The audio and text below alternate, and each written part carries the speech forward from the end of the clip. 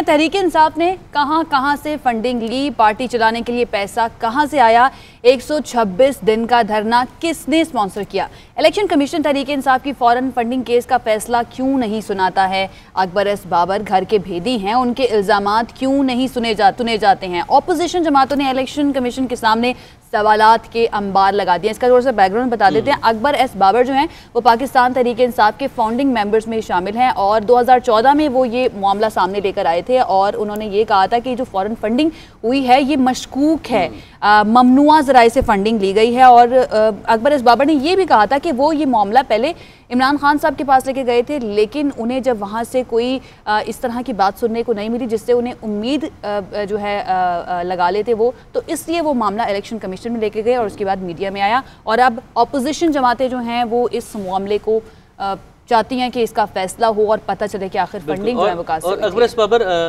बानी जो है रुकन भी हैं और अब बागी रुकन भी थे पाकिस्तान तहरीक इंसाफ के, और उनके इल्जामात को बहरहाल पाकिस्तान तहरीक इंसाफ वो ये कहते हैं कि मैं तो पाकिस्तान तहरीक इंसाफ का हिस्सा हूं और मरते दम तक रहूंगा, क्योंकि मैं उस पाकिस्तान तहरीक इंसाफ का हिस्सा था जिसका मकसद ही ये था कि वो इंसाफ के लिए काम करेगी मुल्क। बिल्कुल, और बहरहाल बहुत सारे सवालात हैं, ये तमाम सवालात हैं और पीडीएम रहनुमाओं ने इलेक्शन कमीशन के सामने एहतजाज में मुतालबा किया है कि केस का फैसला जल्द से जल्द सुनाया जाए। अपोजिशन का दावा है कि इस केस का फैसला आया तो तहरीक इंसाफ और इमरान खान नाअहल हो जाएंगे और अवाम को हुकूमत से निजात मिल जाएगी। अपोजिशन के एहतजाज पर हुकूमती अरकान का मौक़िफ़ यह है कि ये इलेक्शन कमीशन को दबाव में लाने का बहाना है, क्योंकि नून लीग और पीपल्स पार्टी खुद गैर मुल्की फंडिंग लेते रहे हैं। इलेक्शन कमीशन के हवाले से ये जो सियासत अब गर्म हो रही है करने के लिए हमारे साथ मौजूद हैं पाकिस्तान तहरीक इंसाफ के रहनुमा सदाकत अली अब्बासी साहब। सदाकत साहब, बहुत शुक्रिया आपके वक्त का। ये बताइए कि अब जो एहतजाज किया गया है अपोजिशन की जानिब से, उसमें हम ये देख रहे हैं कि हुकूमत तो बहुत ज़्यादा रिलैक्स हमें नज़र आ रही है। क्या वाकई ये अपोजिशन लॉन्ग मार्च के लिए आएगी तो ऐसे ही फ्री हैंड दे दिया जाएगा जिस तरह से कल दिया गया था? देखिए, हम बार बार अपने जितने नाजरीन हैं आपके और बाकी लोगों को बताते हैं कि हम एक खालिस्तान जमहूरी जमात हैं, हमारी जमहूरी सोच है, हम कभी भी किसी के जमहूरी अमल को ना रोकेंगे, क्योंकि हम खुद इस तरह के एजिटेशनल पॉलिटिक्स करके आए हैं, मुजाहरे करके आए हैं, धरने दे के आए हैं। अगर कोई भी अखलाकी तौर पे जायज़ अपना सियासी हक़ इस्तेमाल करता है तो उसको हक़ दिया जाएगा। अब आ जाएँ कि ये धरना क्या था, ये प्रोटेस्ट क्या था।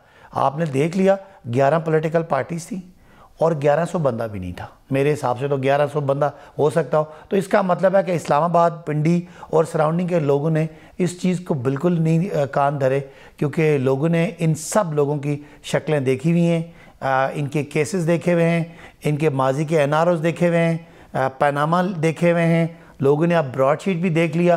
तो हर अगला आने वाला वाक़या इनको मज़ीद करप्ट साबित करने के लिए खासा है। लिहाजा इस्लामाबाद पिंडी के समझदार, बाशऊर, पढ़े लिखे और सियासी तौर पे बड़े आगाह लोगों ने इसको बुरी तरह रद्द कर दिया है। और ये आप आगे देखेंगे, अगर ये आपने जो बात की लॉन्ग मार्च के लिए भी आते हैं तो हमें इस पर कोई एतराज़, इससे पहले भी मौलाना साहब एक मार्च लेके आए थे।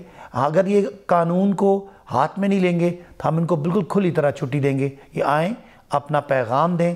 अगर लोग इनका पैगाम सुन के इनकी तरफ जाते हैं तो हमें जमहूरी तौर पे इसका कोई एतराज़ नहीं है। तो दोबारा से सुन लें कि PTI गवर्नमेंट कभी किसी जमहूरी, कानूनी और आइनी बात एहतजाज को कभी नहीं रोकेगी।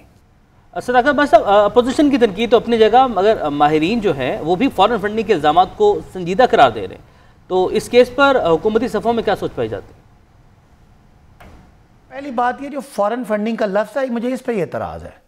फॉरेन फंडिंग का ये केस नहीं है, ये ममनुआ फंडिंग का केस है। फॉरेन फंडिंग का केस अगर कोई शुरू कर सकता है तो वह हुकूमत वक्त शुरू कर सकती है। कोई इंडिविजुअल, कोई इनफरादी हैसियत में कोई फ़र्द या कोई दूसरी जमात शुरू नहीं कर सकती। ये ममनुआ फंडिंग का केस हमारा एक पार्टी को, जिस एक शख्स है अकबर एस बाबर, जिनको पार्टी ने निकाला था, उन्होंने हमारे ख़िलाफ़ किया था। हम उनकी जुरिस्डिक्शन को मानते ही नहीं थे कि वो ये केस नहीं लॉन्च कर सकते। बहरहाल अब इस स्टेज पे आ गया है कि PTI ने भी केस कर दिया है, तो अब तीनों जमातें इकट्ठी हैं और तीनों जमातों को एक ही पैराहे पे अगर ये जो ममनुआ फंडिंग है इसको देखा जाएगा तो हमें पूरा यकीन है कि इंशाल्लाह पीटीआई बिल्कुल सुरखरू होकर निकलेगी, क्योंकि हमारे बैरून मुल्क बहुत सारे ऐसे चैप्टर्स हैं जो बनाए इसी के लिए गए थे कि जो ऑर्गेनाइज तरीके से पूरे एक कानून के दायरे में रह के पार्टी को फंडिंग करें। तो वो पाकिस्तानी जो 40,000 पाकिस्तानी हैं जिनका हमने डाटा इलेक्शन कमीशन को दिया है, उस स्क्रूटनी कमेटी को दिया है, इंशाल्लाह वक्त साबित करेगा कि पीटीआई की सारी फंडिंग जायज़ और मुस्लिम लीग नून और पीपल्स पार्टी शदीद ख़तरे में हैं। उनकी बहुत सारे ऐसे मामलात हैं जिसमें वो फंसेंगे, लिहाजा हम इस प्रोसेस को भी वेलकम करते हैं और तीनों पार्टियों को चूँकि बराबर हो रहा है इसलिए हम उनसे दरख्वास्त करेंगे पीपल्स पार्टी और नून को कि जल्दी जल्दी वो भी स्क्रूटनी कमेटी को अपना रिकॉर्ड जमा कराएँ। बाकी ये कितना सीरियस है ये हमें बड़ा अच्छा अंदाज़ा है और हम सिर्फ समझते हैं कि ये अपोजिशन जो पहले हमें हटाना चाहती थी, पहले इस्तीफ़े देना चाहती थी, हमें आर या पार करना चाहती थी, अब सारी अपोजिशन की तहरीक अगर इस फॉरेन फंडिंग या ममनुआ फंडिंग के प्रोसीजरल इशू पे आ गई है तो इसका मतलब आप समझ लें कि उनकी सियासत कहाँ चली गई। तो वो एक समझ लें कि सियासी दिवालियापन की बात है, लेकिन कौम को ये यकीन दिलाना है कि इंशाअल्लाह कोई भी प्रोसीजर शफाफियत का आएगा, पीटीआई आपकी जो जमात है इंशाल्लाह वो नंबर 1 पे आएगी। बहुत शुक्रिया सदाकत अली अब्बासी साहब हमारे साथ मौजूद थे। तो अगर अपोजिशन जमातें लॉन्ग मार्च करना चाहती हैं और वो कानून को हाथ में नहीं लेंगी तो पीटीआई गवर्नमेंट ने तो खुली छूट दे दिया कि आप आएँ आराम से आके अपना लॉन्ग मार्च या धरना जो भी आपने करना है करें, बस कानून को हाथ में नहीं लेना वरना फिर अच्छा और नहीं कल भी यही हुआ, जैसे कि शेख रशीद साहब भी हमारे साथ इस शो में ही मौजूद थे। उन्होंने कहा था कि आप बस कानून को हाथ में ना लें, मदरसे के बच्चों को ना लें और आपने मगरिब तक बैठना है, ईशा तक बैठे तो आप बैठे रहें। और वही हुआ और जब आए वो लोगों ने अपना एहतजाज किया, अपनी तकरीरें की और वहाँ से चलते बने।